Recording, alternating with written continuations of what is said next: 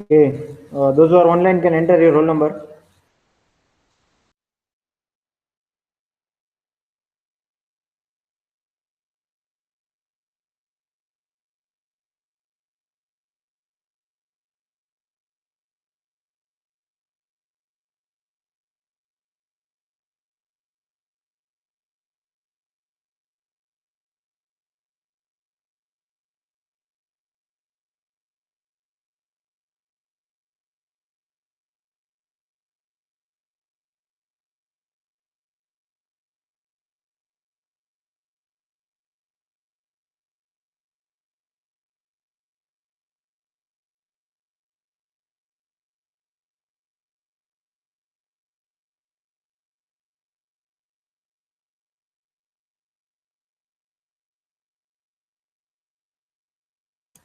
Okay, so at first,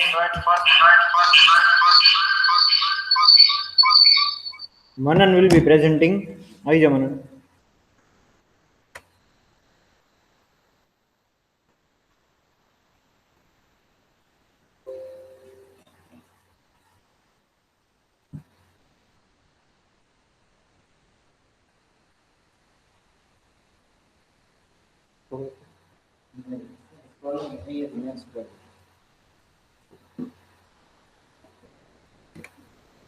So I'm starting my presentation, the physical properties of building materials. So what is physical property? The property which we can estimate by observing its quality without any external force is known as physical properties. એટલે કે આપણે જેને જોઈ શકીએ અને બહારથી એ કંઈ force કે કંઈ ટચ કર્યા વગર જોઈ શકીએ એને ફિઝિકલ પ્રોપર્ટીઝ કહી શકીએ છીએ. બિલ્ડિંગ મટીરિયલ છે એટલા brick, cement, concrete, reinforce, steel, sand, plastic, wood, tiles, glass અને ઘણા પ્રકારના હજી હશે. Types of physical properties. There are mainly 8 types of physical properties of building materials. First, density, bulk density, porosity, durability, specific gravity, fire resistance, water absorption, water permeability.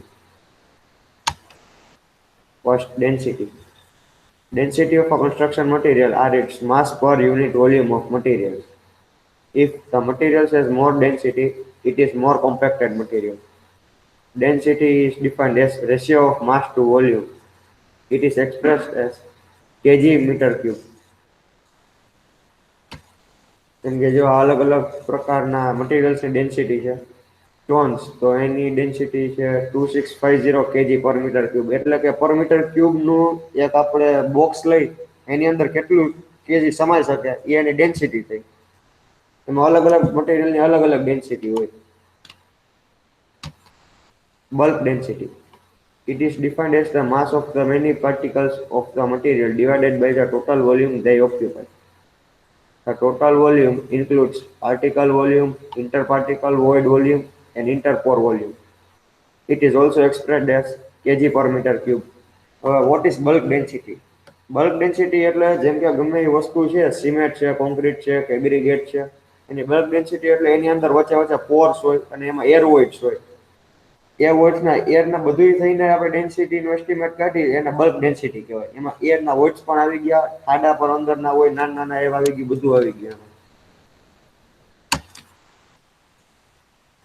આ બ્રિકની bulk density છે granite send પાઇનવુડ ને steel આપણે જે main building material છે એ બધાની bulk density કહેવામાં આવે છે. Porosity. Porosity involves how many voids are in given material.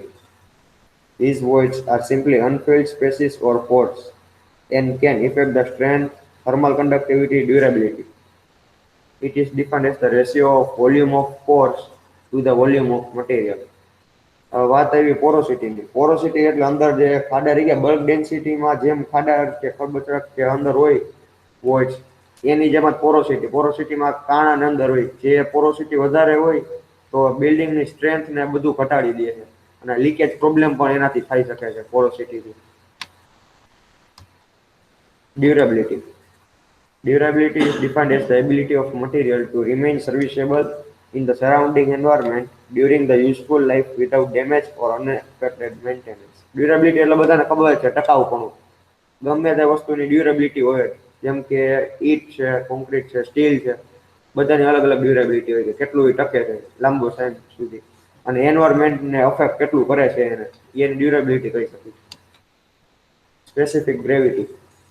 Specific gravity of an object is the density of that object divided by density of water.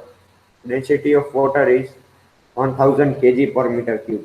It is also defined as the ratio of mass of the given substance to the mass of water at 4 degrees Celsius for equal volumes. Specific gravity એક ટાઈપનો table છે જેને આપણે કાઢવું હોય ને તો એ વસ્તુની જેટલી ડેન્સિટી છે ને એને divided by density of water એટલે કે લઈ લેવાનું, એટલે એનું આપણે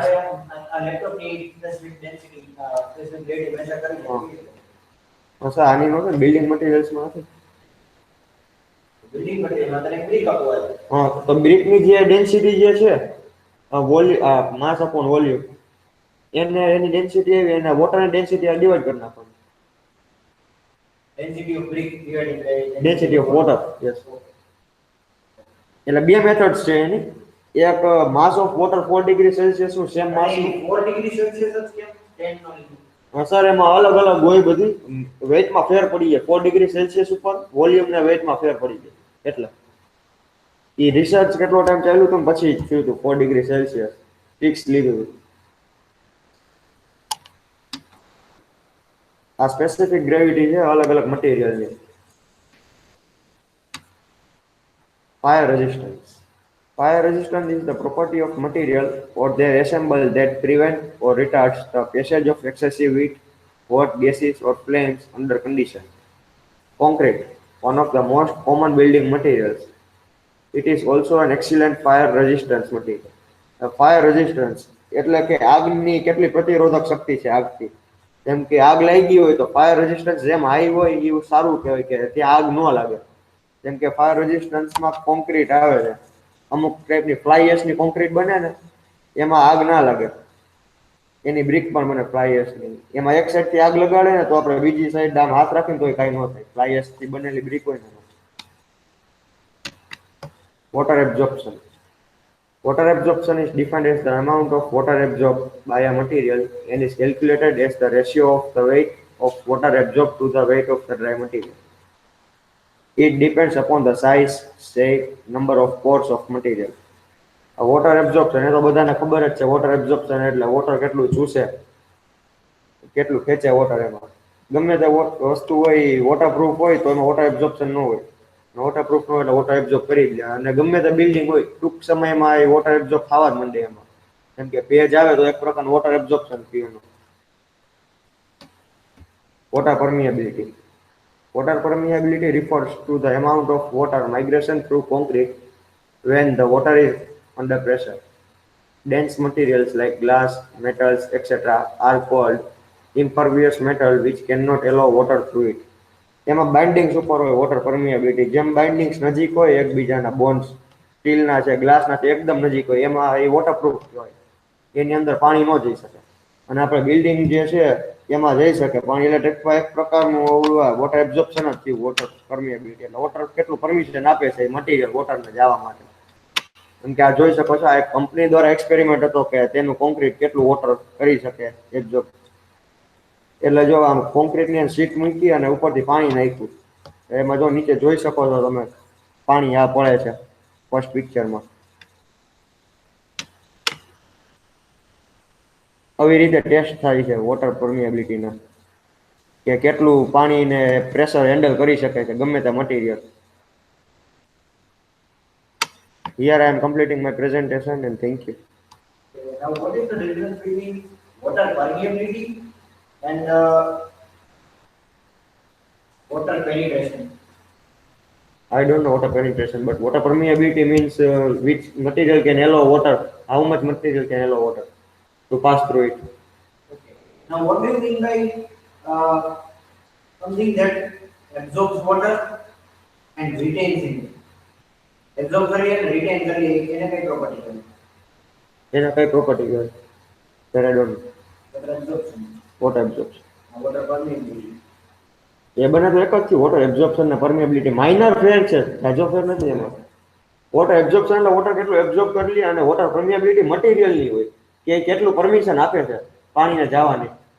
water permeability means the ability of material to allow water to pass through it. અને રસ્તો બતાવે છે કે પાસ થઈ હા એટલે જ ને, એટલે પરમિશન આપે છે કેટલું જઈ શકે. અને વોટર એબ્ઝોર્પ્શન એટલે એબ્ઝોર્બ કરી લે તો પાસ નથી થતું, એવું કરી શકે, સ્ટોર કરે.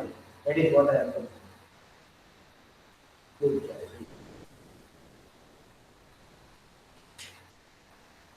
હવે Jenil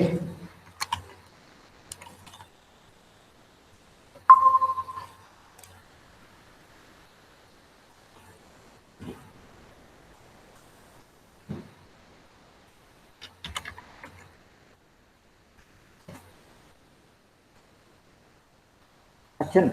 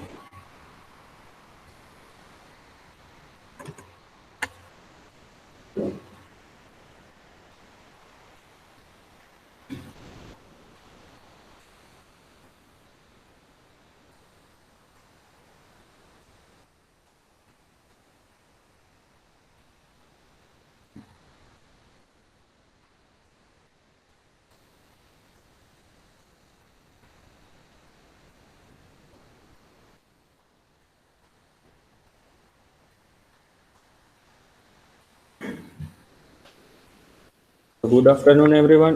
My name is Janil Dhruv, and here's my presentation on mechanical properties of building material. So, what is mechanical properties of building material? એટલે એનાથી કોઈ પણ વસ્તુ હોય એની ઉપર ની ફિઝિકલ ઇફેક્ટ જે આપણે જોવી હોય એને એક્સટર્નલ બારેથી ફોર્સ આપીને કે એમાં શું ફરક પડે છે એને મેકેનિકલ પ્રોપર્ટીઝ કહેવાય. So types of mechanical properties: strength, elasticity, hardness, brittleness, plasticity, ductility, fatigue, and impact strength. So first of all, strength. It is the property of a material which opposes the deformation or breakdown of material in presence of external forces or load.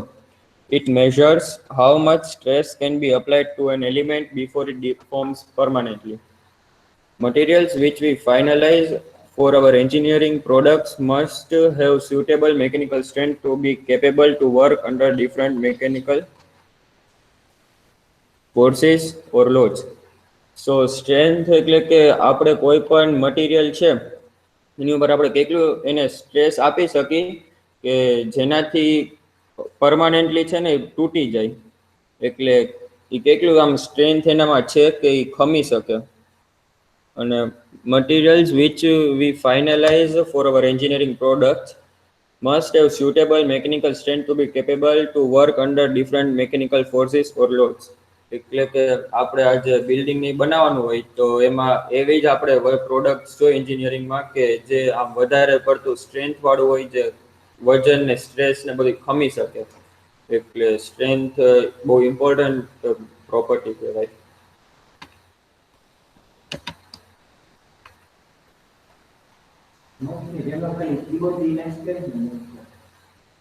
સો આ એક hollow clay brick છે, એની strength બહુ high હોય છે comparing two આપણે જે normal brick વાપરી એના કરતા. Elasticity. It is the ability of a material after deformation under the influence of any load to take its original shape and size. The greatest stress at which the material still has elasticity is called the elastic limit. Resilient materials include rubber, steel, and wood. So elasticity એટલે કે એક મટીરિયલની ability જે એકદમ આપણે for example rubber લઈ લઈએ તો આપણે રબરને જેટલું ખેંચશું પછી એની એક લિમિટ હોય તો એ જ્યાં સુધી આમ તૂટી ન જાય ને ત્યાં સુધી ઇલાસ્ટિક થાય એ શેપ અને એનો સાઇઝ છે એ ચેન્જ થાય એટલે એ પ્રોપર્ટીને આપણે ઇલાસ્ટિસિટી કહી. અને જે લિમિટ એ તૂટ્યું એની જે પહેલાની લિમિટ હોય ને એને આપણે ઇલાસ્ટિક લિમિટ કહી શકીએ એ વસ્તુની. એટલે એમાં રબર પણ આવે, સ્ટીલ આવે અને વુડ પણ આવે. આમાં તમે જોઈ શકો છો કે આ જે મટીરિયલ છે સૌથી પહેલી ઇમેજ એને આપણે આમ બે બાજુથી આપણે ફોર્સ આપીને આમ ખેંચી છીએ તો એના મટીરિયલ છે જે યલો કલરના એના એટમ્સ કે એમ કહી શકીએ આપણે એ આખા આમ થોડાક છૂટા પડી ગયા છે. પણ પછી પાછા આપણે બે બાજુથી ફોર્સ આપણે જે આપતા હતા એ પાછો મૂકી દીધો તો એ પાછું પહેલી ઇમેજ છે એની જેમ પાછા નોર્મલ ફોર્મમાં એને આવી ગયા. Hardness. It is the ability of a material to resist to permanent shape change due to external stress. There are various measures of hardness like scratch hardness, indentation hardness and rebound hardness. So hardness એટલે આપણે કહી શકીએ કે મજબૂતાઈ hardness. હા હા બરોબર. એટલે એ જે મટીરિયલ આપણે યુઝ કરી છીએ આમ કેટલું કડક છે એને આપણે હાર્ડનેસ કહી શકીએ. Of a material to resist to permanent shape change due to external stress. એટલે કે આપણે એને એક્સટર્નલ સ્ટ્રેસ આપી પણ એ તો એનો પરમાનન્ટ જે એનો શેપ છે એમાં ને એમાં રહે તો એનાથી આપણને મટીરિયલની હાર્ડનેસ કેટલી છે એ ખબર પડે. એમાં પણ ટાઈપ્સ છે. એમાં એક છે સ્ક્રેચ હાર્ડનેસ. તો it is the ability of material to the oppose the scratches to outer surface layer due to external force. હવે જેમ કે આપણે આ ટેબલ છે તો એને આપણે આમ સ્ક્રેચ કરી આપણે હાથેથી કરી કાં કોઈ પણ હેવી વસ્તુથી કરી તો એનો અગર શેપ છે એ ચેન્જ ન થાય એ આપણે એની હાર્ડનેસ કહી શકીએ કે કેટલું હાર્ડ છે. Rebound hardness. It is also called as dynamic hardness. It is determined by the height of a bounce of a diamond-tipped hammer dropped from a fixed height on the material. જેમ કે આ જ વસ્તુની આપણે example લઈ લઈએ તો આપણે ડાયમંડ ટિપ્ડ હેમર એટલે કે એવું એક હેમર લઈ જેમાં કહીને ડાયમંડ એકલા બહુ સ્ટ્રોંગ મટીરિયલ કહેવાય તો એમાં અગર એ રાખેલું હોય ને એ આપણે ઉપરથી નીચાની માથે ફેંકી અને તોય આને કાંઈ ન થાય તો આ મટીરિયલનું હાર્ડનેસ છે એ બહુ સારું કહેવાય.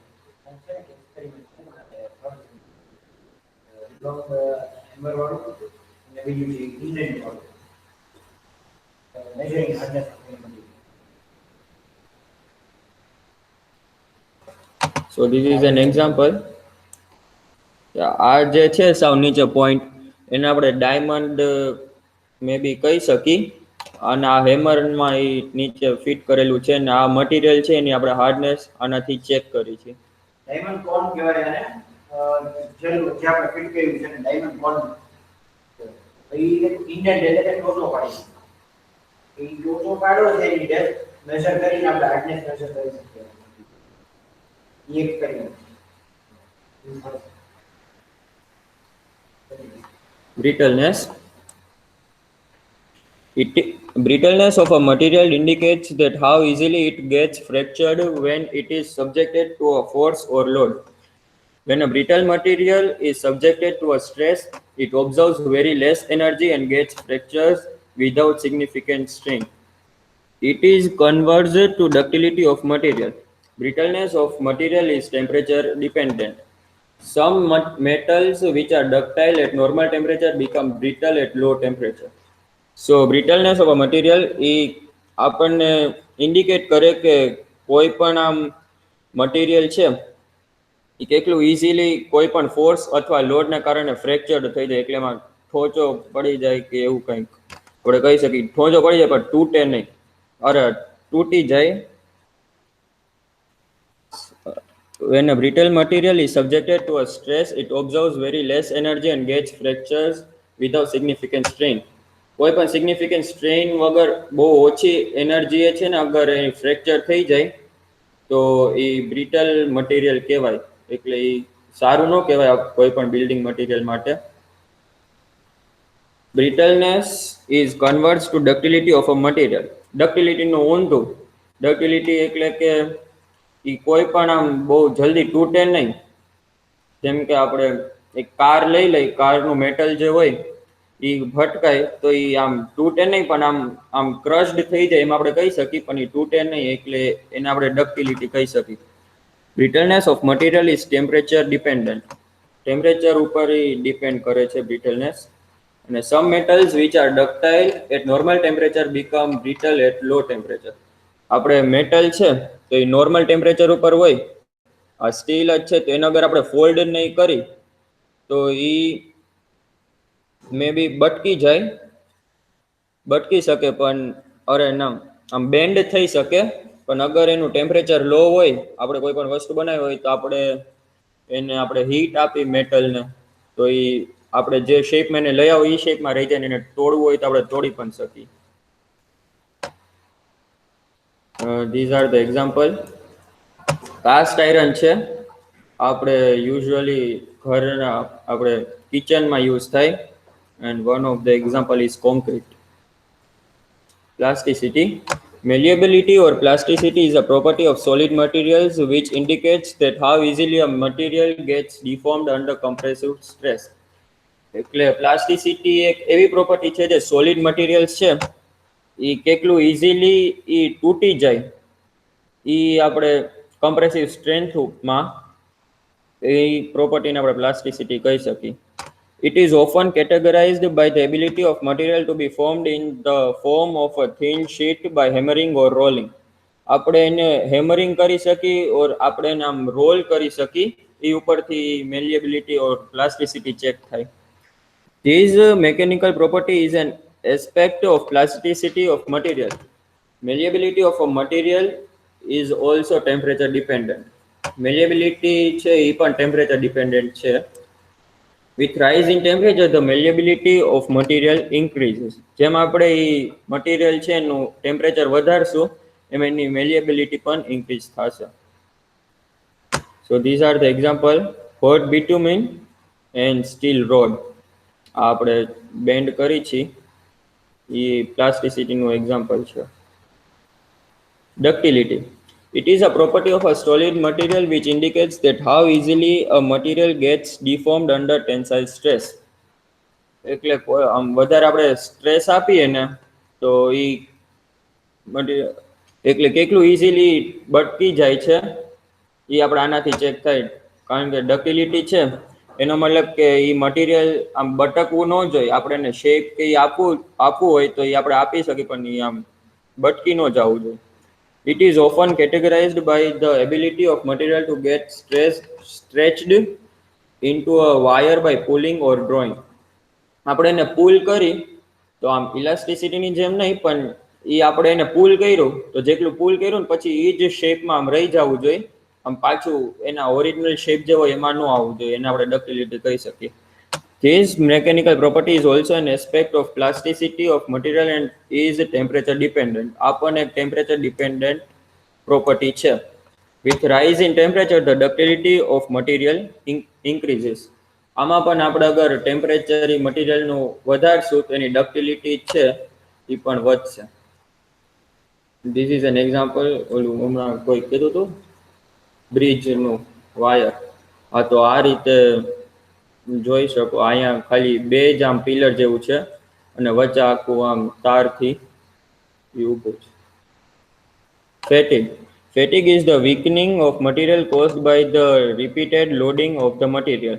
When a material is subjected to cyclic loading and loading greater than certain threshold value but much below the strength of material, microscopic cracks begin to form at grain boundaries and interfaces.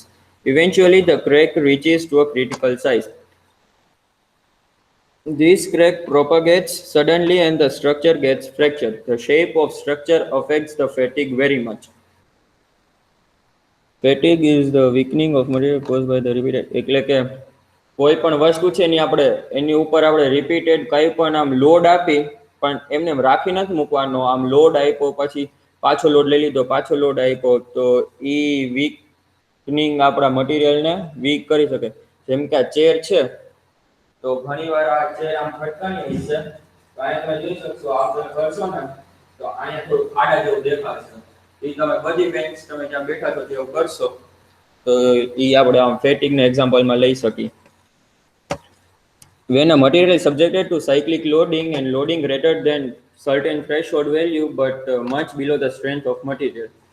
હા આપણે એ જ થયું કે cyclic loading એટલે ઘડીએ ઘડીએ continuously load એની ઉપર આપ્યું પણ એનું જે આની જે સ્ટ્રેન્થ હોય ટેબલની એના કરતાં ઓછું લોડિંગ આપવાનું તો એનામાં છે ને એવું આમ થઈ જાય એટલે એને ફેટિક કહેવાય.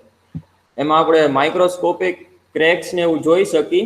આપણે અહીંયા જોઈ તો આમ બ્લેક કલરની આ જે છે કલર કરેલો તો ત્યાં તમે જોશો તો ત્યાં પાછો વુડનો જે હશે એ ખાડો પડી ગયો હશે અને એમાં છે ને ક્રેક માઇનર ક્રેક્સ જેવું દેખાઈ શકે આપણને. This crack propagates suddenly and the structure gets fractured. The shape of structure affects the fatigue very much. હા એટલે એ જ થયું કે એનો શેપ જે છે એ આમ સીધો હતો સ્ટ્રેટ પણ આને કારણે એમાં થોડુંક આમ ફ્રેક્ચર જેવું આવી ગયું ને થોડુંક એકલા જ ભાગ માટે થોડુંક અંદર વયું જાય. આ છે એક વેલ્ડેડ સ્ટીલ. તો આમાં આપણે કન્ટિન્યુઅસલી લોડિંગ નહીં આવે ને તો આના શેપમાં ને એમાં ઘણો ચેન્જીસ આવી શકે. Impact strength. The impact strength of a material is the quantity of work required to cause its failure per its unit volume. The impact strength is a complex characteristic which takes into account both toughness and strength of a material. આપણે કોઈ પણ મટીરિયલની toughness અને strength જોવી હોય તો એ આપણે impact strength through જોઈ શકીએ. Thank you. Okay, Dhruv.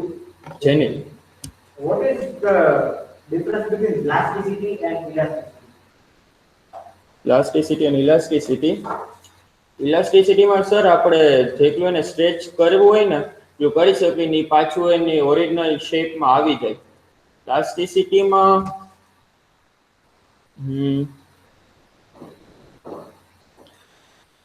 ઇલાસ્ટિસિટીમાં આપણે Original shape over no. That's it. That is known as plasticity. હા તો ડક્ટિલિટી પણ Ductility is the ability of material to stretch, the ability of material to bend. હા એટલે એમાં તૂટે નહીં. તૂટવાનો સવાલ નથી. હા ડક્ટિલિટીમાં તૂટે નહીં. પ્લાસ્ટિસિટીમાં આપણે જેટલું સ્ટ્રેચ કરી પછી એની લિમિટે રહી જાય પાછું ઇલાસ્ટિકની જેમ ન આવે. Thank you.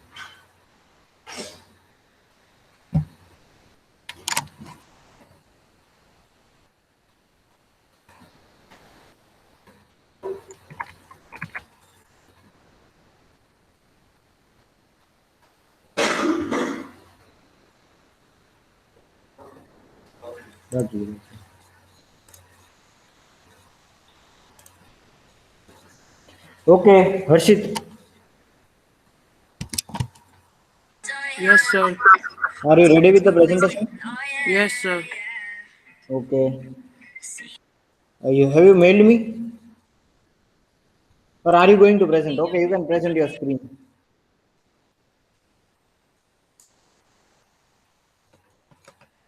You can present your screen.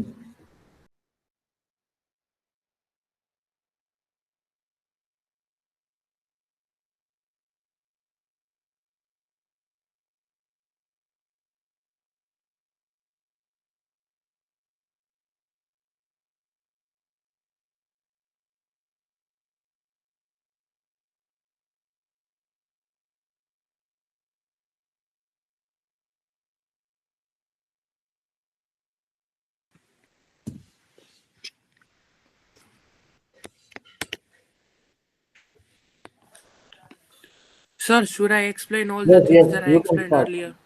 No, you can skip that portion.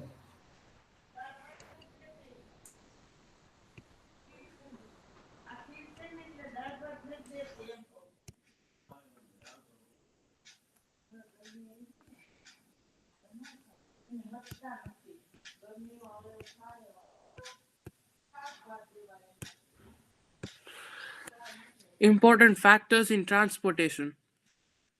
There are many elements of transporting that need to be considered in order to ensure that a mix does not change its state. So this means that we have to take care that the concrete does not change its state from wet to dry or any other state. The two key goals when transporting concrete from the mixing plant to the construction site are to prevent the segregation and not to reduce the workability of the mix.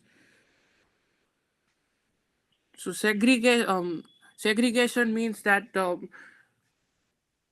aggregates, the fine and the coarse aggregates separate from the cement, so the cement loses its uniformity and texture, and workability means the ease with which we can work on fresh concrete. So it should be noted that this does not happen. Many factors determine which type of transportation is most suitable. Type and constituents of the concrete mix, size and type of construction, topography, weather conditions, location of the batch plant, and cost are all taken into consideration when choosing a mode of transport for its concrete. If we choose the wrong mode of transportation, our concrete could be segregated, which would in effect make it useless. Therefore, it is essential that adequate thought be given to the type of transportation we actually need.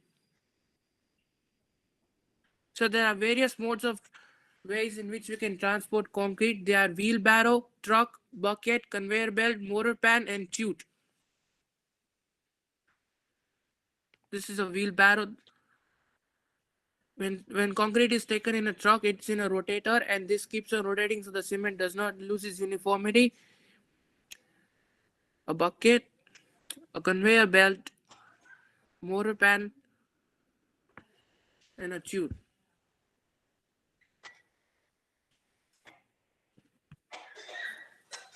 So that's all.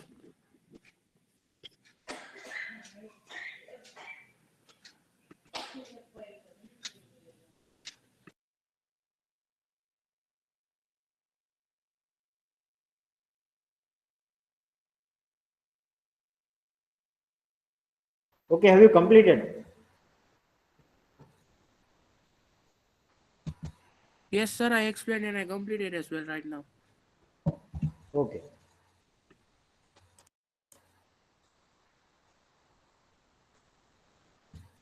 Okay, done. Malay has completed presentation. Malay Faldu. Okay, then those who are online can leave this lecture right now. Online છો એ leave થઈ જાવ.